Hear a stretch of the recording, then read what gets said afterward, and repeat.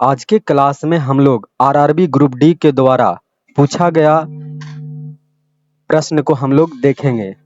27 नवंबर 2025 shift 1 में ये पूछा गया प्रश्न था। टोटल साइंस के 25 प्रश्न थे। टोटल इसमें साइंस के 25 प्रश्न से, जिसमें अगर बात करें तो फिजिक्स के 9 सवाल पूछा गया था और केमिस्ट्री के 7 सवाल पूछा गया था और बायो के 9 सवाल पूछा गया था। तो चलिए हम लोग क्लास को शुरू करते हैं। टोटल 25 प्रश्न को हम लोग देखेंगे।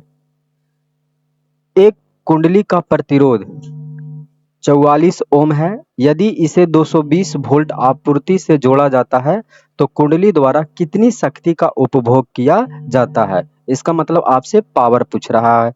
तब पावर का फॉर्मूला क्या होता है? V स्क्वायर बटा R होता है। V वोल्ट कितना दिया हुआ है? 220 वोल्ट। तो 220 वोल्ट इंटू 220 वोल्ट अब बटा प्रतिरोध कितना दिया हुआ है? 44 ओम। इसको काटेंगे तो ये 5 बार में कम कट जाएगा और 220 को 5 से जब मल्टीप्लाई कर देंगे तो 1100 वाट इसका आंसर आ जाएगा, जो ऑप्शन नंबर किस में है? सी में है। तो इसका राइट आंसर हो जाएगा सी। नेक्स्ट प्रश्न है, वह क्रियात्मक समूह जिसमें ऑक्सीजन विषम परमाणु नहीं होता है। इसका मतलब ऑक्सीजन जो है वो नहीं होता है। ऐसा क्रियात्मक समूह जिसमें ऑक्सीजन नहीं होता है। तो एल्कोहल का अगर देखिएगा क्रियात्मक समूह तो क्या होता है? एल्कोहल का OH होता है ना। कीटोन का देखिएगा तो कीटोन का आपको बता दें, कीटोन का होता है RCOR, ROCOR। तो इसमें भी ऑक्सीजन आपको नजर आ रहा है, इसमें भी ऑक्सीजन नजर आ रहा है आपको, और कार्बोक्सिलिक एसिड में भी आपको ऑक्सीजन नजर आ रहा है। और हेलो एल्केन में अगर देखेंगे तो RH होता है और X के जगह पे यहाँ पे फ्लोरीन, क्लोरीन, ब्रोमीन ये सब आता है, यानी हेलोजन वाला ग्रुप आकर के जुड़ता है। इसमें ऑक्सीजन जो है नहीं होता है। तो इसमें राइट आंसर क्या हो जाएगा? हेलो एल्कोहल, क्योंकि इसमें RH रहता है, इसमें जुटा हुआ जो रहता है वो सभी हेलोजन रहता है, हेलोजन रहता है। तो इसका राइट आंसर क्या हो जाएगा? बी। नेक्स्ट प्रश्न हम लोग देखेंगे। कल्चर फिशरी शब्द का सबसे अच्छा वर्णन करता है। तो कल्चर फिशरी शब्द का सबसे अच्छा वर्णन करता है आपको मछलियों की खेती करना। तो राइट आंसर इसका हो जाएगा डी। नेक्स्ट प्रश्न, प्रजनन के दौरान DNA प्रतियां बनाना क्यों महत्वपूर्ण है? तो प्रजनन के दौरान DNA बनाना इसीलिए महत्वपूर्ण है कि DNA ही है जो माता पिता के संतान से पुत्र में जाता है और इससे उसके लक्षण का पता चलता है। तो इसका क्या हो जाएगा? लक्षणों के विरासत के लिए, यानी इसका राइट ऑप्शन हो जाएगा ए। निम्नलिखित में किसका उपयोग विलयन की सांद्रता को व्यक्त करने के लिए किया जाता है? तो विलयन की अगर सांद्रता निकालना है तो आपको आयतन बटा आयतन प्रतिशत से भी निकल जाएगा, द्रव्यमान बटा आयतन प्रतिशत से भी निकल जाएगा, आयतन बटा द्रव्यमान प्रतिशत से आपका नहीं निकलेगा, ये फॉर्मूला नहीं होता है। द्रव्यमान बटा द्रव्यमान प्रतिशत से भी निकल जाएगा। तो इसका राइट आंसर हो जाएगा कौन सा? Option number C. जब पानी और पोषक तत्व उपलब्ध होते हैं तो शैवाल किस प्रक्रिया द्वारा तेजी से बढ़ते हैं और गुना करते हैं? तो शैवाल जो है वो कौन सा प्रजनन मेथड अपनाता है? तो विखंडन मेथड अपनाता है। तो इसका राइट आंसर हो जाएगा सी। निम्नलिखित में कौन सा पादप उत्तक प्रकाश संश्लेषण के लिए, तो कौन सा पादप उत्तक प्रकाश संश्लेषण के लिए सहायता देता है? तो हरित लवक। तो इसका राइट आंसर हो जाएगा बी। निम्नलिखित में कौन सा कथन सही है? किया गया कार्य केवल धनात्मक होता है?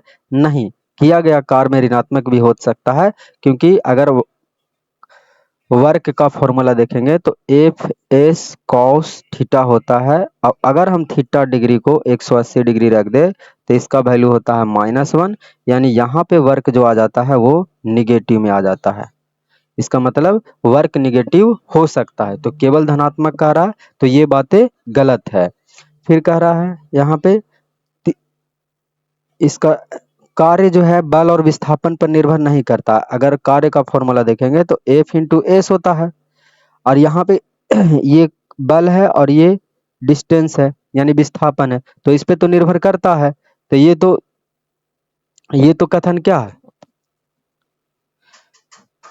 ये कह रहा निर्भर नहीं करता है, तो निर्भर करता है, तो ये भी कथन क्या हो जाएगा, गलत हो जाएगा। कार्य केवल ऋणात्मक हो सकता, नहीं, कार्य केवल पॉजिटिव भी हो सकता है, तो ये भी कथन गलत है। तो कौन सा कथन मात्र सही है, तो कथन बी वाला जो है वो सही है, इसलिए इसका राइट आंसर हो जाएगा बी। जब एक मोटे कांच के स्लैब को मुद्रित सामग्री पर रखा जाता है तो अक्षर उठे हुए दिखाई देते हैं, यह किस कारण होता है, तो अपवर्तन के कारण ये दिखाई देता है। जैसे यहाँ पे है, यहाँ पे अपवर्तन कैसे होता है, तो जब प्रकाश विरल माध्यम यानी हवा से सघन माध्यम में जाता है तो अभिलंब की ओर झुक जाता है। ये इसका ओरिजिनल पोजीशन था, और यहाँ पे आपको उसकी उठी हुई प्रतीत आपको नजर आ रहा है।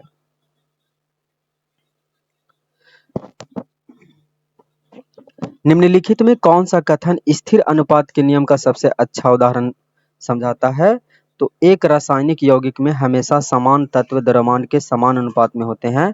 ये राइट आंसर इसका ए ही हो जाएगा, क्योंकि कोई भी रासायनिक यौगिक है, जैसे अगर हम बात करें H2O, तो इसका एक फिक्स अनुपात होता है। H2O अगर बात करें तो इसका फिक्स अनुपात होता है हाइड्रोजन का 2 और ऑक्सीजन का 8 दूना 16, यानी अनुपात इसका फिक्स है कि 1:8 में ही ये रहेगा। तो इसका राइट आंसर हो जाएगा ए। साबुन की सफाई क्रिया में मिसेल मुख्य भूमिका क्या है, मुख्य भूमिका क्या है, तो साबुन की सफाई में मिसेल जो है वो कपड़ों के तेल और गंदगी को फंसा करके बाहर निकालता है। इसका राइट आंसर हो जाएगा सी। इसको देखिएगा थोड़ा सा, जैसे यहाँ पे साबुन का अणु एक होता है जल रागी, आगे वाला भाग को होता है जल रागी जो पानी से घुलनशील होता है, और इसका पीछे वाला जो सिरा है वो तेल से घुलन होता है, ये होता है तैल रागी सिरा। तैल रागी सिरा तेल और गंदगी से चिपक जाते हैं। तैल रागी सिरा ये जो है ये तेल और गंदगी से क्या हो जाता है, चिपक जाता है और मिसेल का निर्माण करता है ना। जल रागी सिरा बाहर की ओर, जल रागी सिरा कहाँ की ओर, बाहर की ओर खींचते रहता है, और तैल रागी सिरा अंदर की ओर चिपके हुए रहता है, और इसी को जब रगड़ करते हैं तो ये जो है गंदगी को बाहर निकाल करके लेकर के चला जाता है।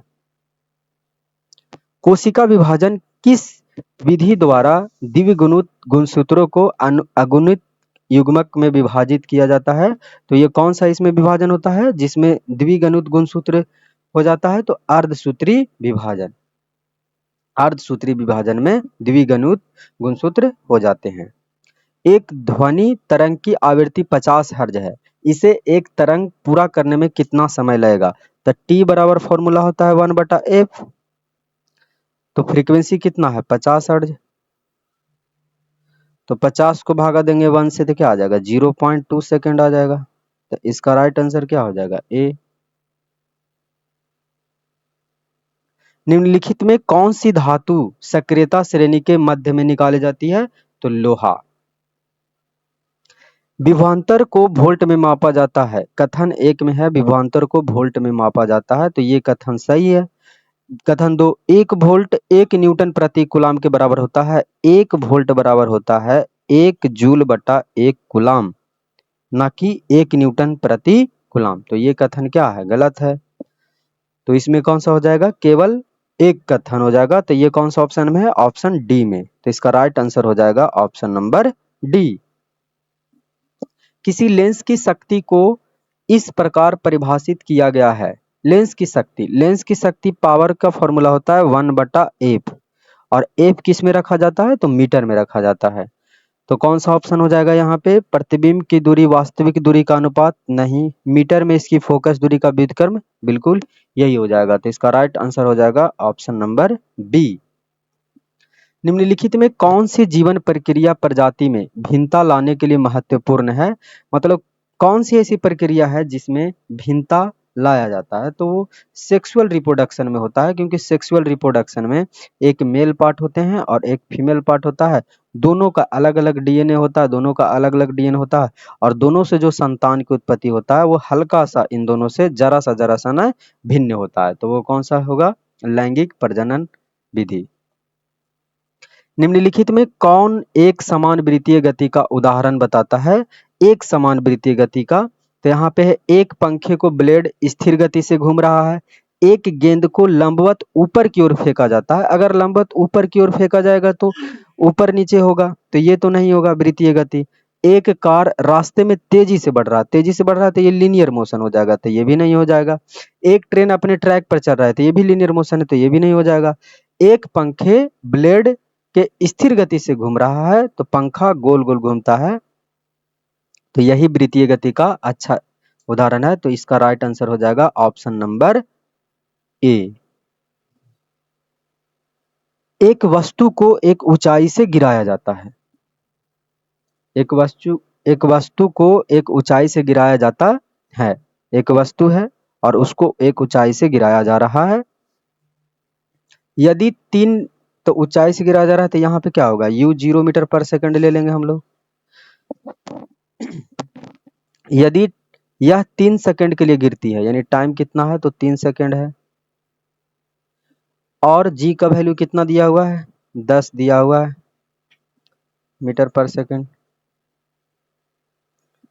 तो इसका अंतिम वेग क्या होगा? तो v बराबर क्या होता है?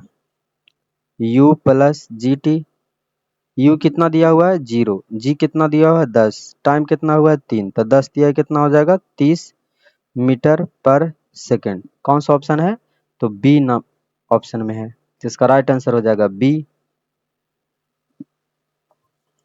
एक उपग्रह की पृथ्वी की परिक्रमा एक वृत्ताकार पथ पर स्थित गति से एक समान वृत्तीय गति का उत्कृष्ट उदाहरण है। गति का कौन सा गुण इसके त्वरण को शून्य करता है? तो गति की दिशा लगातार हर बिंदु पर बदलती है, यही इसका आंसर हो जाएगा। क्योंकि अगर वृत्तीय गति में कोई चीज है तो इसका क्या होगा कि हर बार इसका टेंजेंट बदलेगा, हर बार इसका टेंजेंट बदलेगा, यानी हर बार ये की दिशा क्या करेगा? डायरेक्शन को चेंज करेगा, डायरेक्शन को चेंज करेगा, डायरेक्शन को चेंज करेगा।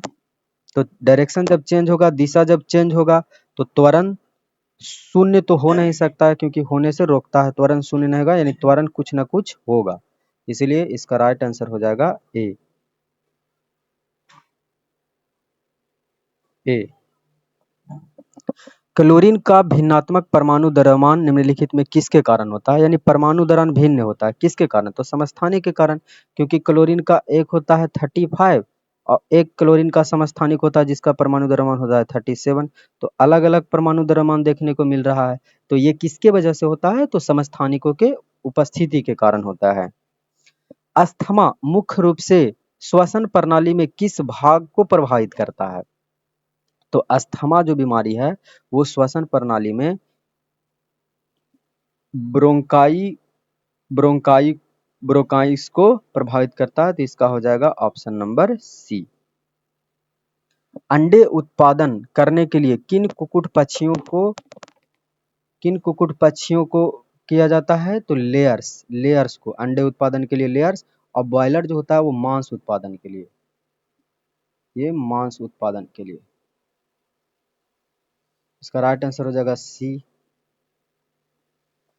नेक्स्ट प्रश्न है, जब एक जस्ता के छड़ को जलीय कॉपर सल्फेट के घोल में रखा जाता है तो क्या होता है? जस्ता का छड़ है, जस्ता का छड़ है,